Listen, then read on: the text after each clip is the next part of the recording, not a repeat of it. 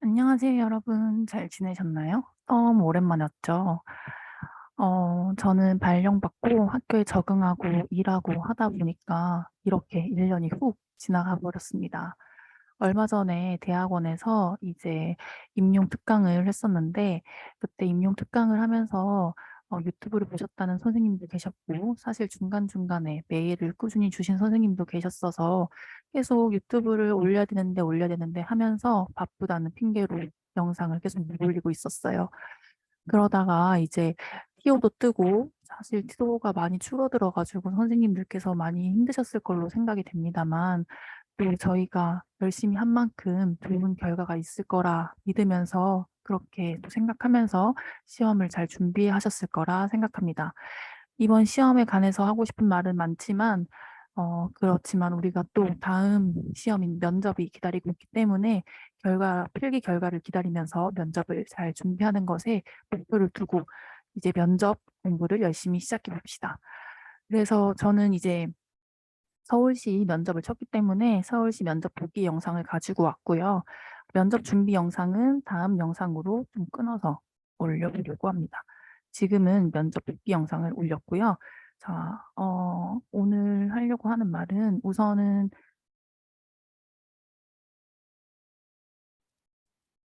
구상실에 들어가면 15분 동안 구상형 1, 2번 문제를 구상하게 됩니다. 종이에 적을 수 있고요. 펜은 거기 있는 것으로 하게 됩니다. 이제 1, 2번을 하고 15분이 끝나면 들어가게 되는데요.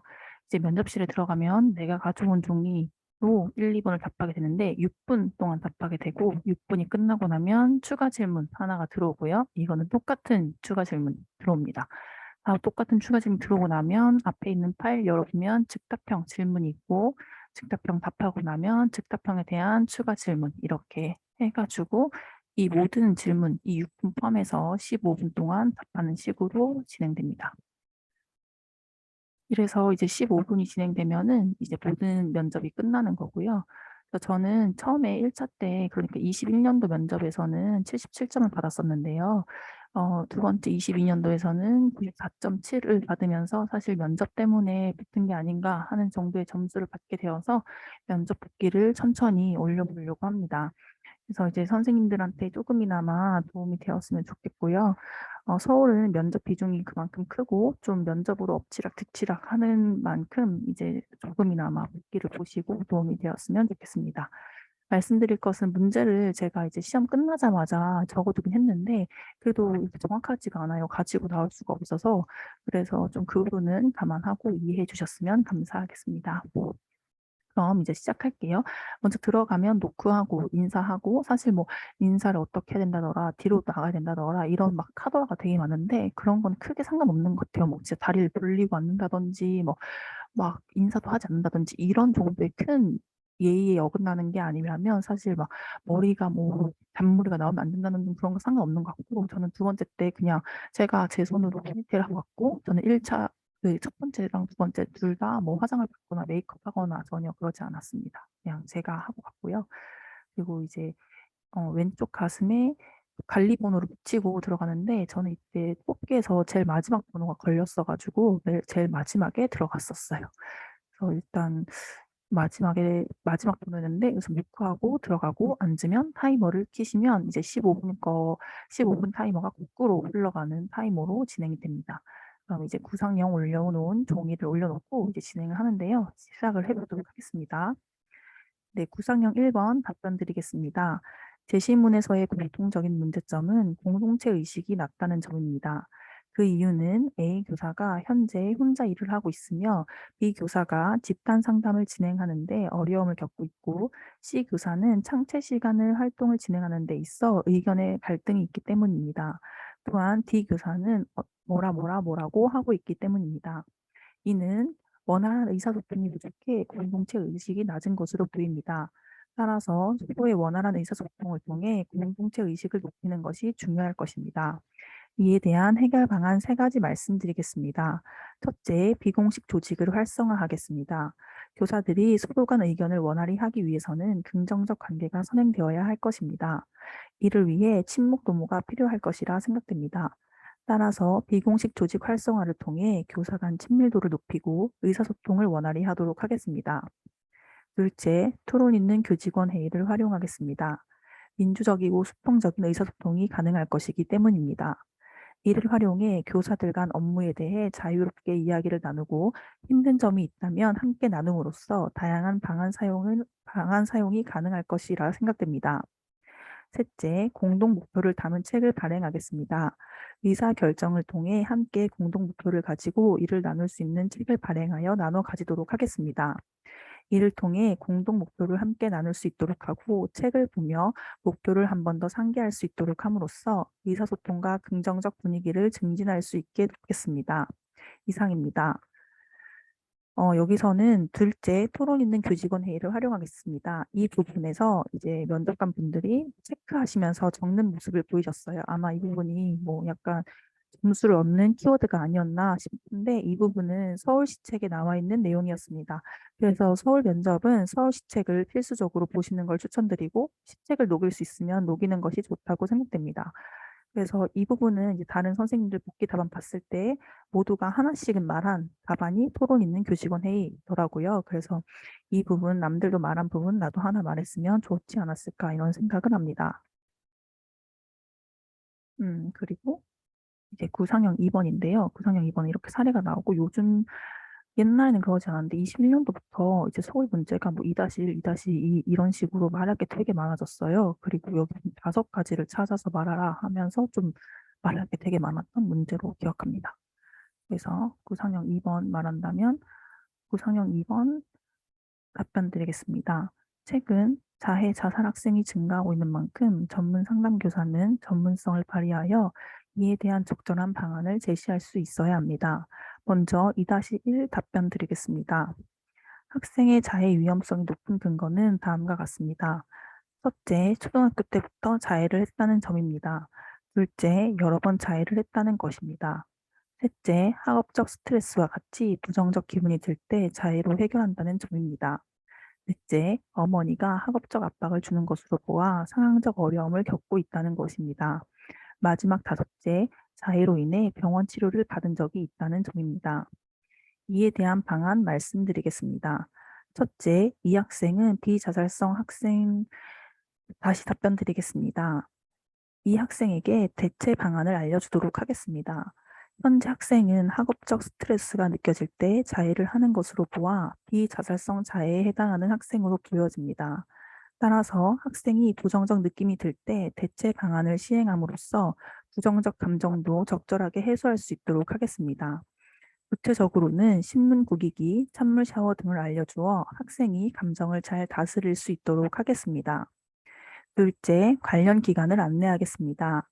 현재 학생은 위기 학생으로 24시간 관리가 필요하지만 교사가 24시간 관리하기에는 한계가 있을 수 있습니다.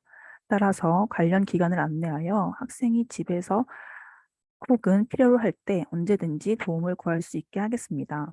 구체적으로는 다 들어줄게 1388 등을 안내하겠습니다. 이를 통해 학생이 지속적인 관리를 받고 집에서도 자해에 대해 고민을 털어놓고 싶을 때 언제든지 이야기할 수 있도록 하겠습니다.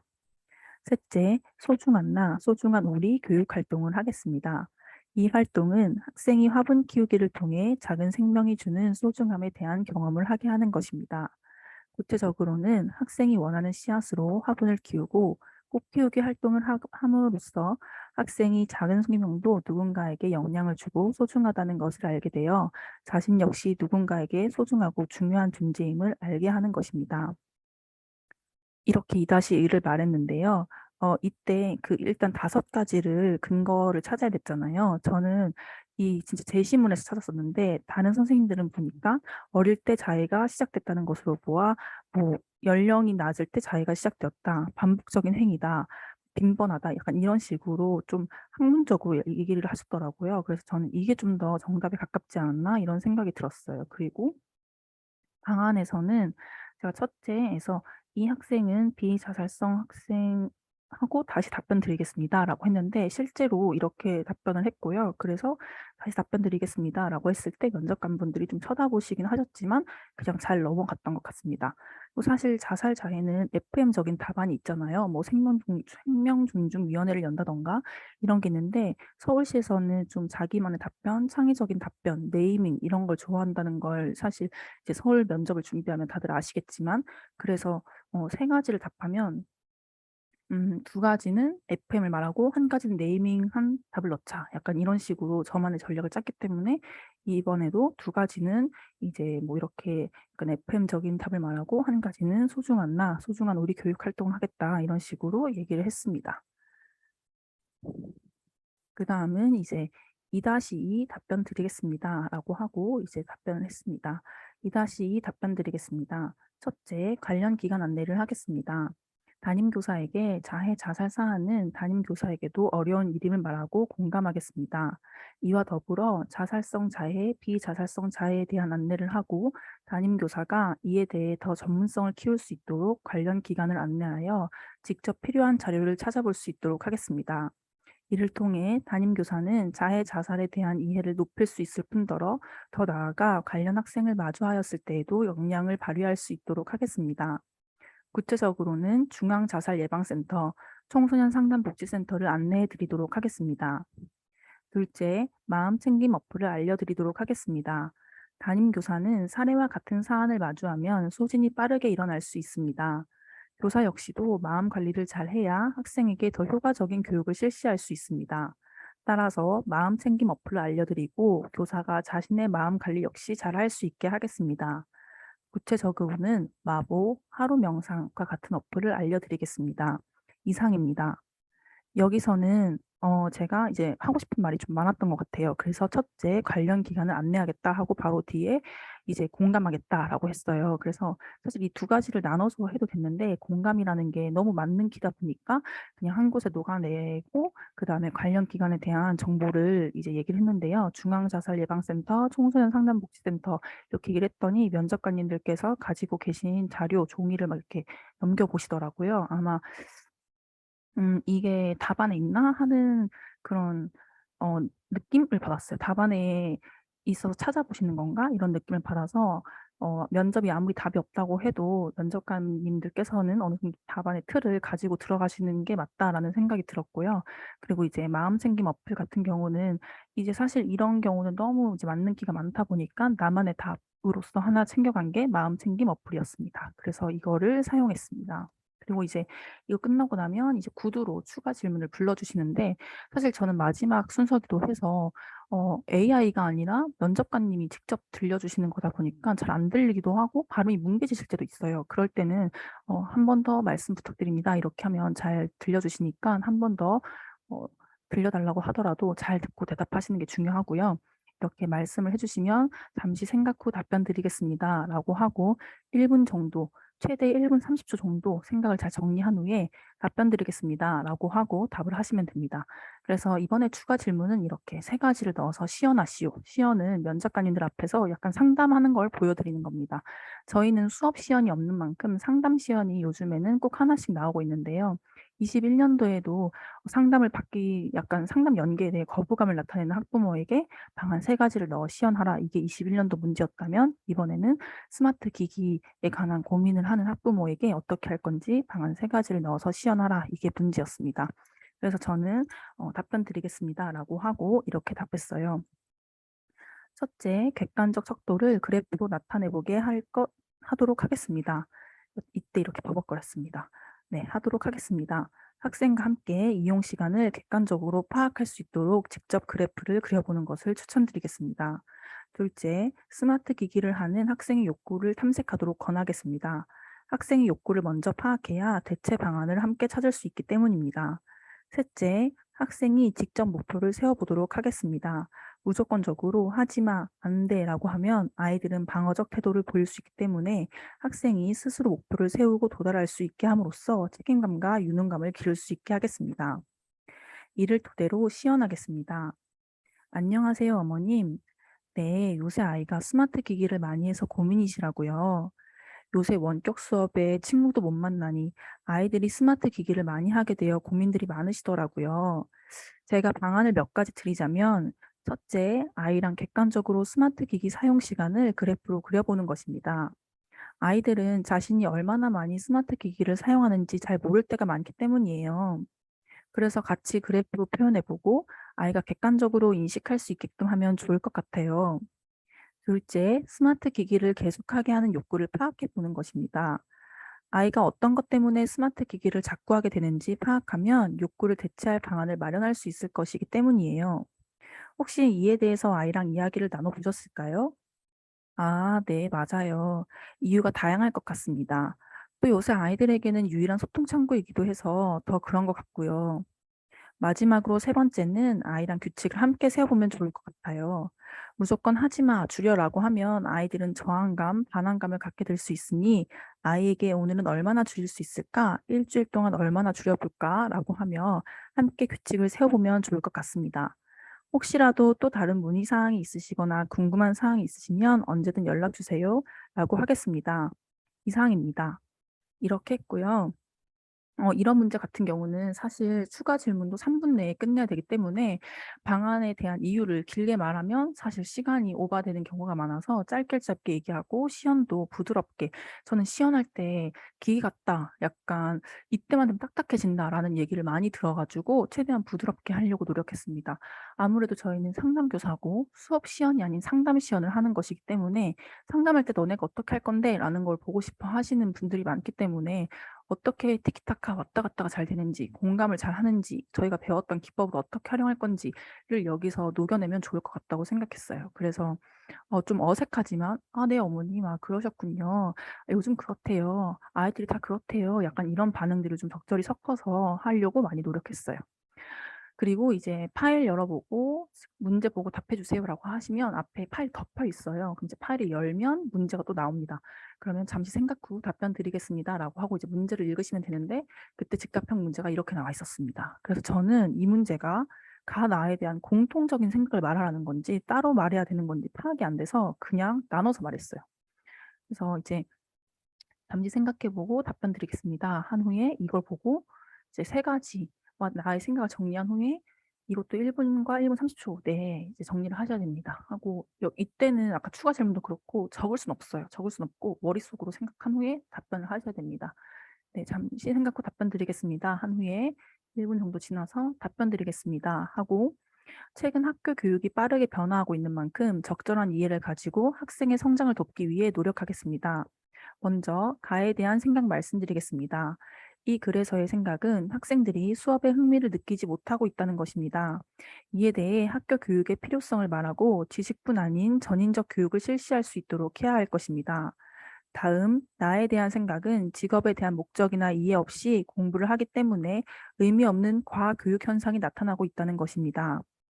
사회가 빠르게 변하는 만큼 직업, 진로 역시 새로운 정보가 빠르게 생기기도 하고 사라지기도 합니다. 이러한 이해를 선행으로 하여 교육을 실시하여야 할 것입니다. 이를 바탕으로 교육 방향 세 가지 말씀드리겠습니다. 첫째, 학생 중심 교육을 실시하겠습니다. 학생이 흥미를 느끼고 주체적이고 능동적으로 활동할 수 있도록 해야 합니다. 과거에는 다소 획일적 교육이 실시되었습니다.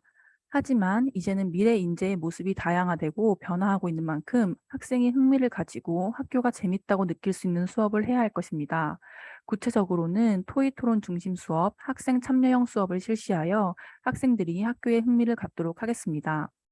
둘째, 성장 중심 교육을 실시하겠습니다. 과거 학교에서는 평가가 다소 성적 중심으로 이루어졌다면 이제는 학생이 주체적이고 온전히 자신을 기준으로 하여 전후 성장을 비교하며 진정한 의미로서의 스스로 성장을 할 수 있게끔 해야 할 것입니다.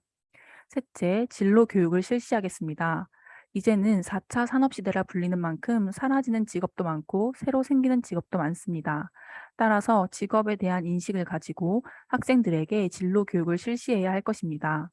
자신에 대한 진로가 선행될 때 학생들은 보다 의미 있는 교육을 실현할 수 있을 것이기 때문입니다. 전문 상담 교사는 이와 관련된 사항에 대해 빠르게 파악하고 학생들이 자신의 꿈과 끼를 발휘할 수 있도록 도와야 할 것입니다. 저는 이러한 교육을 통해 학생이 학교를 부담으로 느끼는 것이 아닌 학교가 자신의 꿈을 이루어주는 매개로 생각할 수 있게끔 노력하겠습니다. 이상입니다. 이렇게 즉답형을 답했습니다. 이걸 끝나고 나면 이제 즉답형 추가 질문, 아까 구상형 추가 질문처럼 구두로 불러주십니다. 이때 추가 질문은 자신의 교육관을 바탕으로 교육 경험을 어떻게 시연할지 말하고 필요한 역량 두 가지를 말하라라고 했는데 서울시에서는 교육관, 교직관이 거의 매년 필수로 나와서 좀 준비를 하고 갔던 것 같아요. 그래서 저는 이때 좀 많이 도움을 받았었는데 교직관이나 교육관을 좀 독특하게 하고 싶다라고 생각해서 많이 고민을 했다가 이 문제가 나왔을 때 어 딱 이제 뱉으려고 하다 보니까 질문을 잊어버린 거예요, 말을 하다가. 그래 가지고 굉장히 같은 말을 반복하고 우왕좌왕 말을 했던 것 같아요. 그래서 일단은 답을 해 보겠습니다. 답변 드리겠습니다. 저의 교직관은 십지유장단입니다. 이는 열 손가락이 각기 길고 짧음이 있다는 것입니다. 학생들이 각자의 개성과 다양성을 가지고 있기 때문에 그렇습니다. 이를 토대로 저는 학생을 대할 때 평등하고 동등한 인격체로 대할 것이고 학생이 각자의 잠재력과 고유의 개성이 발휘될 수 있도록 하겠습니다. 실제 제 경험을 말하자면 제가 교생 실습을 할 때 학생이 뭔가 문제를 가지고 있다는 마음으로 상담실에 왔었지만 이는 학업 성적만을 기준으로 볼 때 그랬습니다. 하지만 제가 만난 학생들은 학생마다 잘하는 장점들이 있었습니다. 예를 들어 친구의 머리를 잘 만져주는 학생, 게임 중독이라고 했지만 태권도는 열심히 하고 잘하는 학생들이 있었습니다. 저는 이 부분들이 학생들의 장점이라 생각했습니다. 제가 상담 교사가 된다면 학생들을 가르쳐야 할 대상이라거나 수직적 또는 아래의 사람으로 보는 것이 아닌 학생 자체로 고유의 존재로서 존중하고 이러한 장점을 살려줄 수 있도록 학생들의 각 잠재력, 꿈과 끼를 발휘시킬 수 있도록 하겠습니다. 이때 갖춰야 할 역량 말씀드리겠습니다. 첫째, 공동체 역량입니다. 학생, 동료 교사가 모두 함께한다는 마음으로 학생들을 대하고 학교의 공동 목적을 항상 인지하며 노력하겠습니다. 이러한 마음으로 함께할 때 학생들과 수평적 태도로 긍정적 분위기를 만들 수 있을 것입니다. 둘째, 상호 존중 역량입니다. 교사가 학생을 대할 때 학생을 존중해야 할 것이며 학생을 가르친다는 태도로 대하면 안 될 것입니다. 학생을 고유의 그 존재 자체로 보고 존중하는 태도로 대할 것입니다. 이를 통해 학생의 잠재력을 발견할 수 있고 라고 하면서 사실 이 끝에부터 기억이 잘 안 나요. 왜냐면은 이때 계속 같은 말을 했고 이 면접관 세 분 중에 마지막 한 분이 눈을 감으시면서 잠들기 시작하셔 가지고 너무 당해서 좀 기억이 안 나는데 제가 이걸 끝내고 나니까 딱 1 분이 남았어요. 그래서 이제 수고하셨다고 하시면서 타이머를 초기화시키셨습니다. 그래서 이제 중간에 제가 "잠재력과 그 이후의 개성이 발휘될 수 있도록 하겠습니다."라고 했을 때 질문을 까먹어 버려 가지고 이제 실제 제 경험을 말하자면이라고 했는데 이제 면접관님 한 분이 이제 쳐다보시면서 되게 끄덕끄덕하시면서 집중해 주셨던 기억이 납니다. 그래서 오히려 좀 제가 생각했을 때는 역량 두 가지가 좀 겹치는 부분이 아니었나. 공동체와 상호 존중 그래서 여기는 좀 감점이 됐던 것 같고 저의 경험을 살린 부분은 좀 오히려 '잘 들어 주시지 않았나.' 이렇게 생각이 듭니다. 그래서 이렇게 저는 14분 정도 얘기를 하고 나는데 나오면서 이제 마지막에 면접관님이 약간 조시니까 끝나면서 이제 다른 선생님들이 엄청 격려를 해 주셨어요. 뭐 감독관 선생님들께서.